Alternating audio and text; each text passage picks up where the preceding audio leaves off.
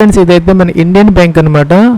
Head quarters వచ్చేసరికి చెన్నై అనమాట. మనకి తమిళనాడుకి సంబంధించి ఒక 1500 వేకెన్సీస్ ఏవైతే ఉన్నాయో అప్రెంటిస్, దానికోసం అయితే అప్లికేషన్ ఆన్లైన్ ప్రాసెస్ ఈరోజు స్టార్ట్ చేశారనమాట. అంటే 10th జూలై 2024 దీనికి అప్లై చేసుకునే దానికైతే 31st జూలై 2024 దాకా టైం అయితే ఉన్నదనమాట.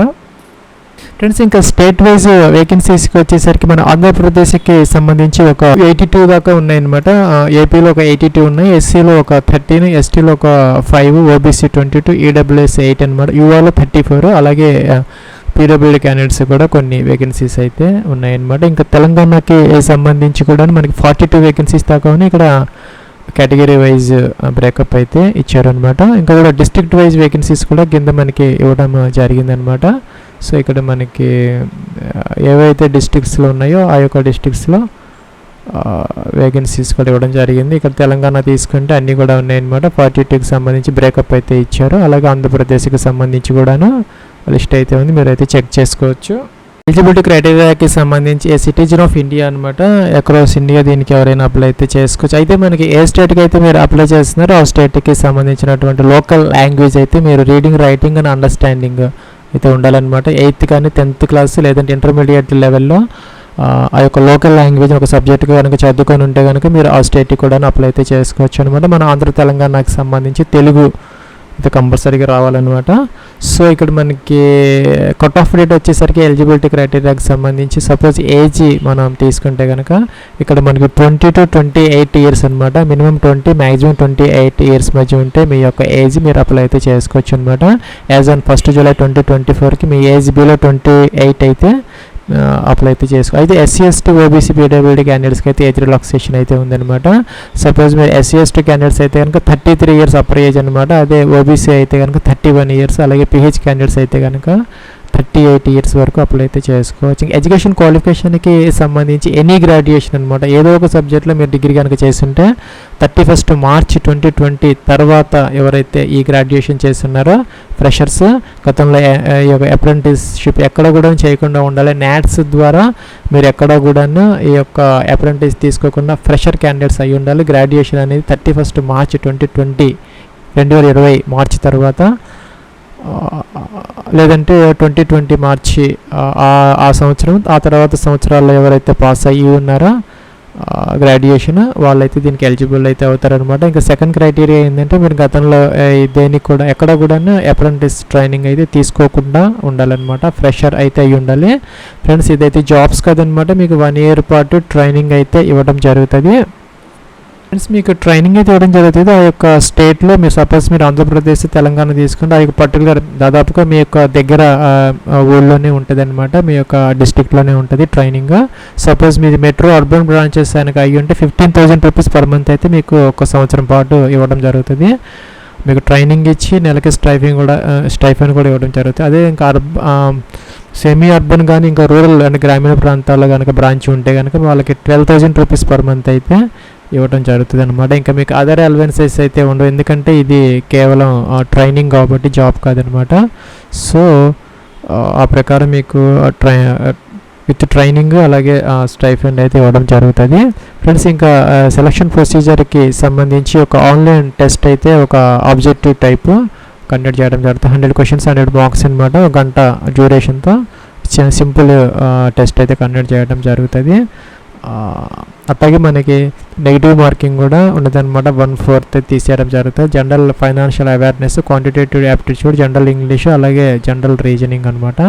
సింపుల్ ఎగ్జామ్ అయితే ఉంటుంది. ఫ్రెండ్స్ దీనికి అప్లికేషన్ ఫీజు అయితే ఉందన్నమాట. ఎస్సీ ఎస్టీ పీడబ్ల్యూడీ క్యాండిడేట్స్కి అయితే ఫీజు లేదు, మిగతా వాళ్ళకైతే మాత్రం ఒక 500 రూపీస్ అయితే ఇంక్లూడింగ్ జిఎస్టీ అనమాట, అదైతే పే చేయాల్సిన అవసరం అయితే ఉంటుంది అనమాట. ఇంకా అప్లికేషన్ ఆన్లైన్ ప్రాసెస్కి సంబంధించి ఇక్కడ మీకు నాట్స్లో అయితే కంపల్సరీగా మీరు 100% ప్రొఫైల్ అయితే కంప్లీట్ చేసుకోవాలి. ఫ్రెండ్స్ ఇదైతే నాట్స్ మన పోర్టల్ అనమాట, nats.education.gov.in. ఇక్కడికి వచ్చేసి మీరు స్టూడెంట్ తీసుకొని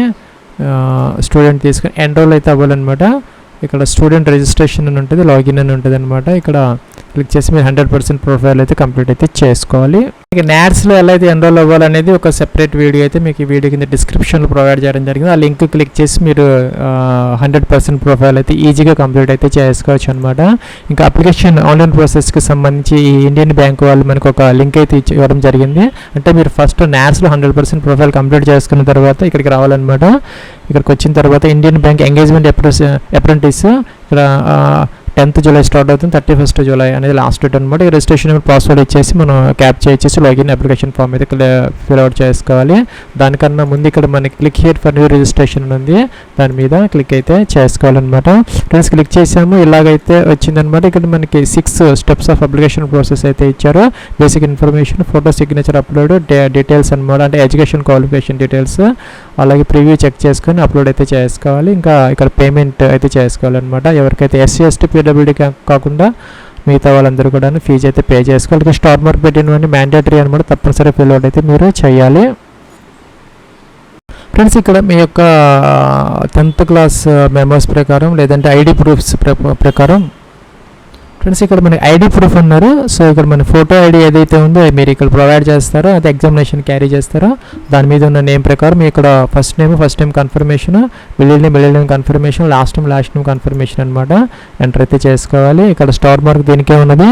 మీ యొక్క నేమ్ కనుక కంప్లీట్ నేమ్ 35 క్యారెక్టర్స్ బిలో ఉంటే ఇక్కడ మీరు ఎంటర్ అయితే చేసుకోవచ్చు డైరెక్ట్గా. లేదంటే ఈ విధంగా మిడిల్ నేమ్, లాస్ట్ నేమ్, ఇక్కడ మీ యొక్క ఫుల్ నేమ్ అయితే విజిబుల్ అయితే చెక్ చేసుకోవచ్చు అనమాట, కరెక్ట్గా ఉన్నదా లేదా. తర్వాత మీకు ఎడిట్ ఆప్షన్ అయితే ఉండదన్నమాట. మీ యొక్క 10 డిజిట్ మొబైల్ నెంబర్ ఎంటర్ చేయాలి, కన్ఫర్మ్ చేయాలి. ఈమెయిల్ ఐడి మీ యొక్క డొమైన్ అయితే సెలెక్ట్ చేసుకోవాలి, జీమెయిల్ ఏంటి అనేది. సో పైన ఇచ్చిన ఈమెయిల్ విత్ డొమైన్ అనేది ఇక్కడ ఎంటర్ అయితే చేయాలన్నమాట. యాజ్ ఇట్ ఈజ్గా పైనది మిస్టేక్స్ లేకుండా ఇక్కడ సెక్యూరిటీ కోడ్ ఎంటర్ చేసి సేవ్ అండ్ నెక్స్ట్ అయితే చేసుకోవాలి. ఫ్రెండ్స్ ఇది second step of application process అనమాట. ఫోటో సిగ్నేచర్ ట్యాబ్లో అయితే ఇక్కడ ప్రొవిజన్ రిజిస్ట్రేషన్ నెంబర్, పాస్వర్డ్ అయితే డిస్ప్లే చేస్తున్నారు. నోట్ చేసుకుని పెట్టుకోవాలి, వచ్చాక మీకు మెసేజ్ కూడా వస్తుంది అనమాట. సో ఇక్కడ ఫోటోగ్రాఫ్ అప్లోడ్ చేయాలి, టిక్ ఆన్ చేయాలి, సిగ్నేచర్ అప్లోడ్ చేయాలి, టిక్ ఆన్ చేయాలన్నమాట. ఇక్కడ నెక్స్ట్ ఉన్న బటన్ దీని మీద క్లిక్ అయితే చేసుకోవాలి. ఫ్రెండ్స్ ఫోటో అనేది మీకు latest passport size colour photograph అయితే అప్లోడ్ చేసుకోవాలి. 20 to 50 KB మధ్య అయితే ఉండాలన్నమాట. సో డైమెన్షన్స్ అనేది 200 and 230 పిక్సెల్స్ అలాగా ఉండేలా చూసుకోవాలన్నమాట. సిగ్నేచర్ వచ్చేసరికి ఒక వైట్ పేపర్ మీద బ్లాక్ ఇంక్తో సైన్ చేసి ఆ సిగ్నేచర్ వరకు క్రాప్ చేసుకొని 10 to 20 KB మధ్య 140-60 పిక్సెల్స్ ఉంటే బెటర్ అనమాట. ఆ విధంగా మీరు ఆ యొక్క సిగ్నేచర్ అయితే అప్లోడ్ అయితే చేసుకోవాలి. ఫ్రెండ్స్ ఇది మనకి third step of application process అనమాట. డీటెయిల్స్ ట్యాబ్లో అయితే ఉన్నాము. స్టేట్ విచ్ యూ వాంట్, అప్పుడు మీరు ఇందాక చెప్పినట్టుగా మన ఆంధ్రప్రదేశ్, తెలంగాణలో కూడా మంచి వేకెన్సీస్ అయితే ఉన్నాయి. ఆంధ్ర తెలంగాణకు సంబంధించి తెలుగు అయితే కంపల్సరీగా అయితే రావాలన్నమాట. సో మీరు ఏ స్టేట్కి అప్లై చేయాలనుకుంటే ఆంధ్ర, తెలంగాణ సెలెక్ట్ అయితే చేసుకోవచ్చు. మనకు సంబంధించి ఆంధ్రప్రదేశ్కి, తెలంగాణకు సంబంధించి తెలుగు, ఉర్దూ అయితే వస్తున్నది.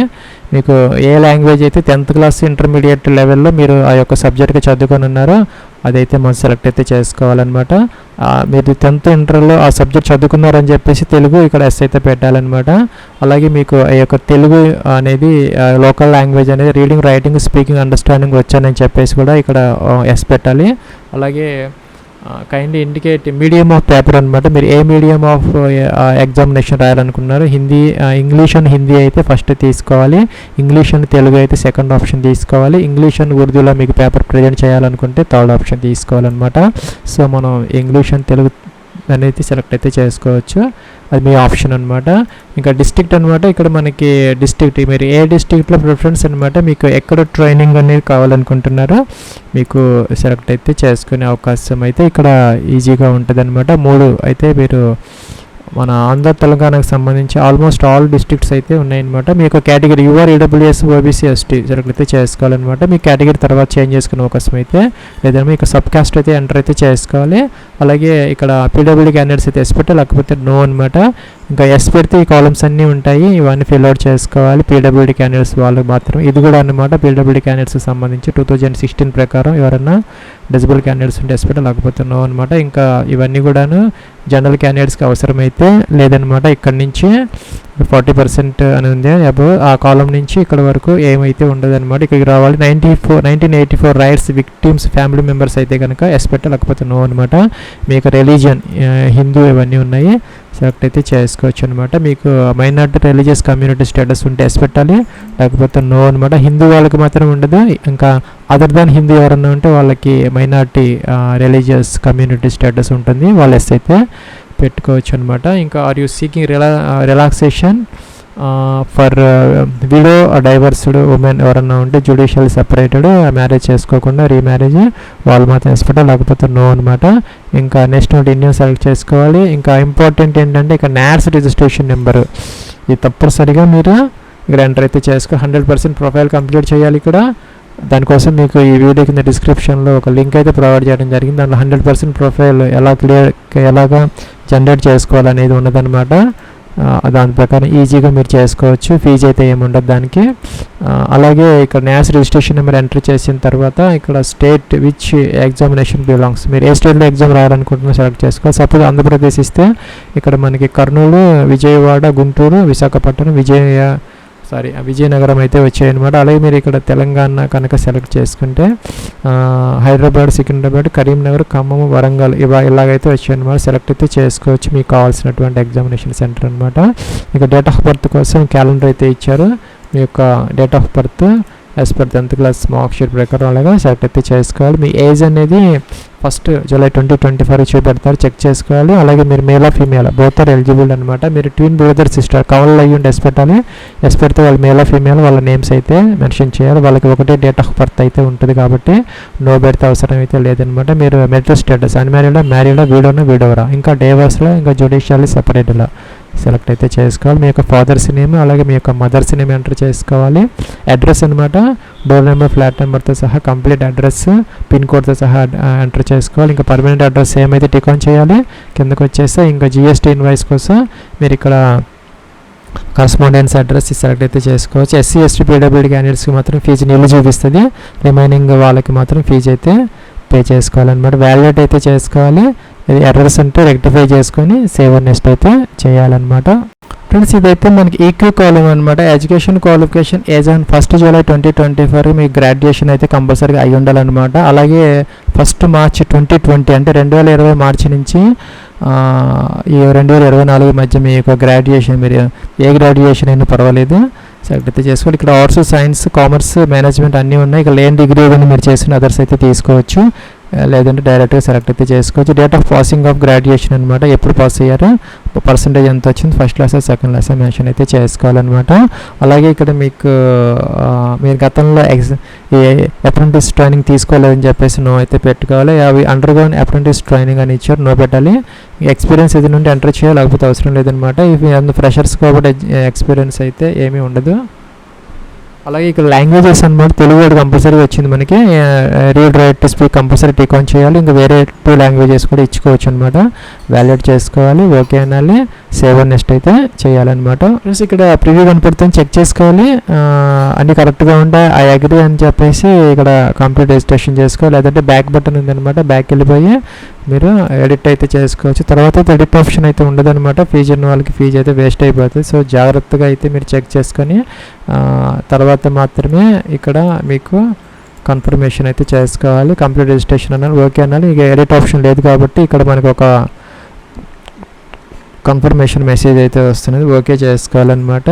సో ఓకే అన్నాము. ఇక్కడ నెక్స్ట్ ట్యాబ్కి అయితే వచ్చింది. లెఫ్ట్ థంబ్ ఇంప్రెషన్ అప్లోడ్ చేయాలి, హ్యాండ్ రిటన్ డిక్లేర్ అప్లోడ్ చేయాలి, క్యాప్చర్ ఎంటర్ చేయాలి, సేవ్ నెక్స్ట్ అయితే చేసుకోవాలన్నమాట. లెఫ్ట్ థంబ్ ఇంప్రెషన్ అనేది ఒక వైట్ పేపర్ మీద బ్లాక్ లేదంటే బ్లూ ఇంక్తో ఆ యొక్క లెఫ్ట్ థంబ్ ఇంప్రెషన్ వేసుకొని 20 to 50 KB మధ్య అంతవరకు క్రాప్ చేసుకొని అప్లోడ్ అయితే చేసుకోవాలి.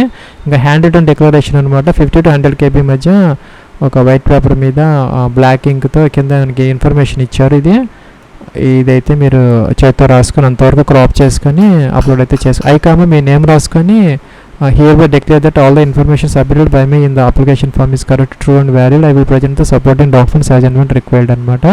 ఆ విధంగా అప్లోడ్ చేసి ఇక్కడ సేవ్ అండ్ నెక్స్ట్ అయితే చేసుకోవాలి. ఫ్రెండ్స్ లాస్ట్ స్టెప్లో ఎవరికైతే ఫీజు ఉంటుందో వాళ్ళైతే ఫీజు పే చేసుకోవాలి. లేని వాళ్ళకైతే ఇక్కడ డైరెక్ట్గా ప్రింట్ అప్లికేషన్ ఉంది, ఏదైతే ప్రింట్ అయితే అప్లికేషన్ అయితే తీసుకోవచ్చు. ఇది ఫ్రెండ్స్ మనకి ఇండియన్ బ్యాంక్కి సంబంధించి 1500 అప్రెంటిస్ ఏదైతే ఉన్నదో దానికి సంబంధించిన అప్లికేషన్ ఆన్లైన్ ప్రాసెస్ అనమాట. సో ఇక్కడ NATSకి సంబంధించి మీకు అయితే ఈ వీడియో కింద డిస్క్రిప్షన్ లింక్ ప్రొవైడ్ చేయడం జరిగింది. దాని మీద క్లిక్ చేసి ఫస్ట్ 100% ప్రొఫైల్ కంప్లీట్ చేసుకొని ఆ యొక్క NATS ఎన్రోల్ నెంబర్ ఒక చోట నోట్ చేసుకొని పెట్టుకొని తర్వాత ఈ అప్లికేషన్ ఫామ్ అయితే మీరు ఫిల్ అవుట్ అయితే చేసుకోవచ్చు అనమాట. Wish all the best and success. Have a nice day.